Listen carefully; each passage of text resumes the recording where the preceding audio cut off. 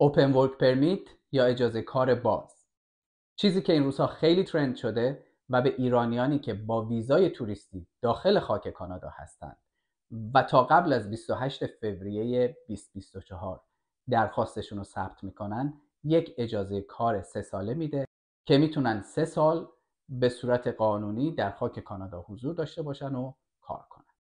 و اما در شرایطی که کشوری مثل ترکیه بالاترین سختگیری ها رو داره اعمال میکنه برای بحث اقامت و مهاجرت، چرا دولت کانادا همچین فرصتی رو در اختیار ایرانی‌ها قرار داد؟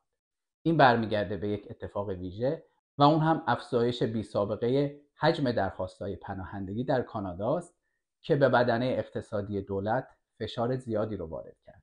طبق قوانین کانادا هر فرد پناهنده تا وقتی که اصطلاحاً از آب و گل در بیاد تحت پوشش و حمایت دولت هست.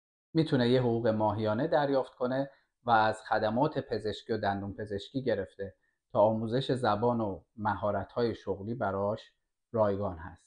و اما این ورک پرمیت برای افرادی که ازش خوب استفاده میکنن داخل خاک کانادا میمونن، کار میکنن و امتیازات لازم برای پی آر شدن رو جمع میکنن. بسیار فرصت عالی و استثنائیه.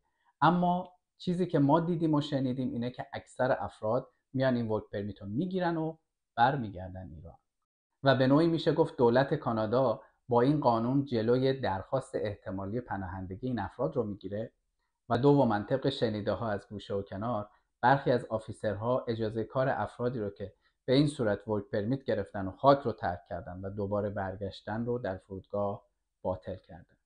دوستان این نه یک مشاوره است نه توصیه است، صرفا نظر و تحلیل شخصی من.